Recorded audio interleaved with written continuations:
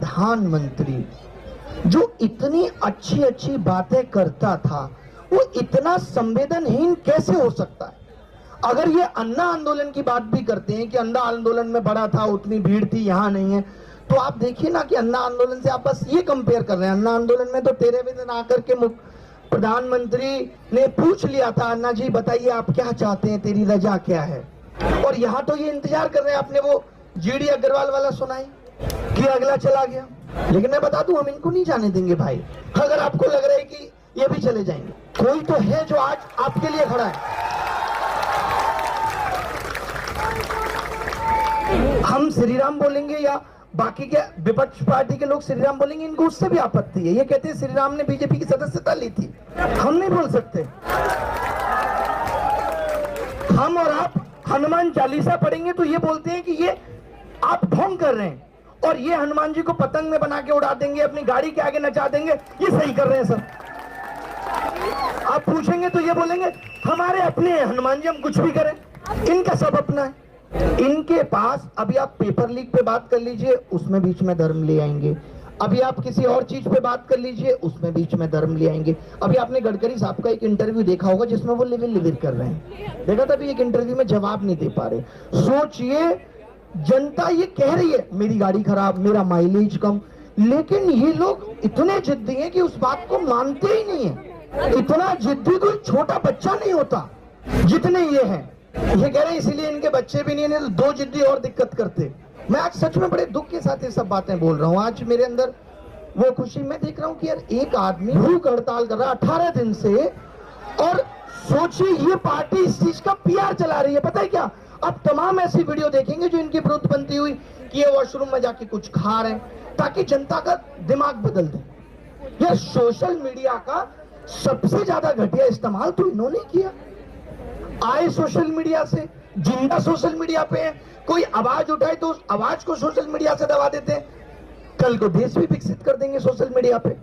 हमें देखिएगा यार, भारत तो विकसित देश है। और इनके नेता के आज कोई एक है भाई साहब जो सदन चलाते हैं, क्या बोलते हैं उसको, सदन अध्यक्ष जो है, इन्हीं की पार्टी के, वो भाई साहब कह रहे हैं जिन्होंने ठीक मन से दान नहीं किया था उनका धन चोरी हो गया। ठीक मन से दान नहीं किया था। कल को इनका शिक्षा मंत्री भी यही कहेगा कि जिन्होंने भी ठीक मन से पेपर नहीं दिया था, हमने देखा 60% लोग थे, हमने लीक करा दिया। ये डिसाइड करेंगे लोगों का मन ठीक था या नहीं था। इसका मतलब तो मंदिर में, भगवान राम के मंदिर में कौन जा रहा है? हिंदू लोग ही जा रहे हैं। आपने उनकी मन की आस्था पे सवाल कर दिया। कांग्रेस बनी भी तो 1885 में थी ना, लंबा संघर्ष है। आप 1980 में आए हो, आप 1980 में आए हो, इतना तो थम जाओ। और अब हम बस ऐसे ही लूटते रहे, और बाद में आगे आने वाली पीढ़ियां ये कहते रहे कि उसने लूटा, इसने लूटा, उसने लूटा, इसने लूटा। अगर किसी ने लूटा, मैं तो कहता हूं, तो आपकी सरकार है, आप पे एजेंसियां हैं, जांच कराओ किस नेता के पास कितना पैसा है। तुम विपक्ष के नेताओं का तो काला धन निकलवा नहीं पा रहे हो, यानी इसका मतलब तुम झूठ बोलते थे। है ही नहीं किसी पे, किसी ने लूटा ही नहीं। हमारा पीएम बहुत पॉपुलर है, देखिए ऑस्ट्रेलिया में शो करता है, इतनी भीड़ आती है। जाकिर खान के में भी आती है, उसको पीएम बना दे। क्या ये ऑस्ट्रेलिया की भीड़ डिसाइड करेगी कि पीएम इज डूइंग गुड? मैं आपसे पूछना चाहता हूं कि ऑस्ट्रेलिया में कितनी भीड़ आएगी ये बताएगी? नहीं पीएम अच्छा काम कर रहे हैं। और जो यहाँ इतने हजारों की संख्या में लोग इकट्ठे हैं, देश के सांसद यहाँ आ रहे हैं, क्या ये दुर्भाग्य की बात नहीं है कि देश के सांसदों को भी अपनी बात सुनाने के लिए इस मंच पे आना पड़ रहा है? उनके लिए तो संसद बना था। इसका मतलब कि देश की संसद में सांसदों की बात नहीं सुनी जा रही, और आप कह रहे सब कुछ अच्छा चल रहा है। How is it possible? मैंने सोचा है कि इस बार जब संसद चलेगा तो मैं रोज अपना एक शो चलाऊंगा कि आज संसद में देखिए ये हुआ है और इसका क्या, किस चीज पे चर्चा हुई है और देश हित में कितनी बात हुई है। देश हित की बात हो ही नहीं रही, तभी तो देश के सांसदों को यहां आके बताना पड़ रहा है। आज सिर्फ पार्टी का एक ही उद्देश्य है, खुद को कैसे विस्तार किया जाए। प्रधानमंत्री की अपनी व्यक्तिगत उपलब्धियां क्या हैं, प्रधानमंत्री ने कितने अवार्ड जीत लिए। अरे अगर ये सब भी करना है तो एक आध महीने में करके खत्म कर लो यार, सारे देशों से अवार्ड ले लो और एक ही बार में खत्म कर लो, फिर देश पे ध्यान दो। एक आदमी पेपर लीक पे बोलेगा, अरे इससे क्या हो जाएगा, प्रधान के इस्तीफा से क्या हो जाएगा? अगर यही हम सब आप लोग सोच लें कि कुछ होगा ही नहीं, हम सब भी आवाज उठाना बंद कर दें, तो कहां होगी भारत की स्थिति? सोचिए। आप एक बात बताइए, आज सोशल मीडिया है, लोग बहुत जागरूक हैं, तभी तो ये सब चीजें पकड़ी जा रही हैं। अगर आप लोग जागरूक ना हो, आप भी इसी तरीके से अपनी आंखों पे पट्टी बांध लें, तो ना तो मंदिर चोरी बाहर आएगी, ना इथेनॉल बाहर आएगा, ना पेपर लीक बाहर आएगा, कुछ बाहर ही नहीं आएगा।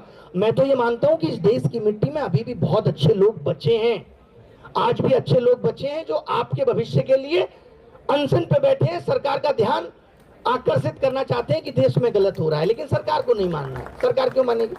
सरकार का अलग एटीट्यूड, सब ठीक चल रहा है। फिर हमने कौन से पेपर दे के यहाँ आए हैं, होते दे दो लीक, हमारे कौन से बच्चों को पेपर देने हैं, होने दो लीक। और हम तो कह के ही आए थे अपने गांव में कि 150 लोगों की भर्ती कराएंगे, तो हमें तो कराने ही पड़ेंगे पेपर लीक। आपको पता है यूपीएसआई का रिजल्ट आया कल, आपने देखा? 400 नंबर में 385 कट ऑफ गई है भाई साहब यूपीएसआई की, उत्तर प्रदेश सब इंस्पेक्टर बनने के लिए। ऐसा लग रहा है जैसे इंटरनेशनल सिविल सर्विसेज का एग्जाम है। 400 में 385। मैं बेचारे टीचर्स पे दया खा रहा था, वो टीचर ढूंढ ढूंढ के एक बच्चा ला रहे हैं, कह रहे एक हमारा भी सिलेक्ट हुआ है, एक बच्चा ला रहे हैं हजारों की वैकेंसी में। टीचर को बच्चे नहीं मिल रहे, कौन सिलेक्ट हुआ है पता ही नहीं चल रहा, कौन सिलेक्ट हुआ है। आपने देखा कि कोई प्लेटफॉर्म कह रहा हो कि हमारे 100 बच्चे भी हैं? कोई नहीं है। 400 में 385 कट ऑफ जाना भी पेपर लीक का एक हिस्सा है। या तो आप ठीक पेपर नहीं बना पा रहे, या आप ठीक सवाल नहीं पूछ रहे, या आप बैकडोर से लोगों को घुसा रहे हो। तो ये अकेले नीट पेपर की कहानी नहीं है, पेपर लीक से जुड़ा एक पूरा उद्योग है। मैं भी कल देख रहा था, एक पेपर की फॉर्म भरने की फीस 100 रुपए है, और कह रहे हैं इसमें कोई गलत सवाल आएगा तो आपको बताना होगा, उसका आपको 250 देना होगा।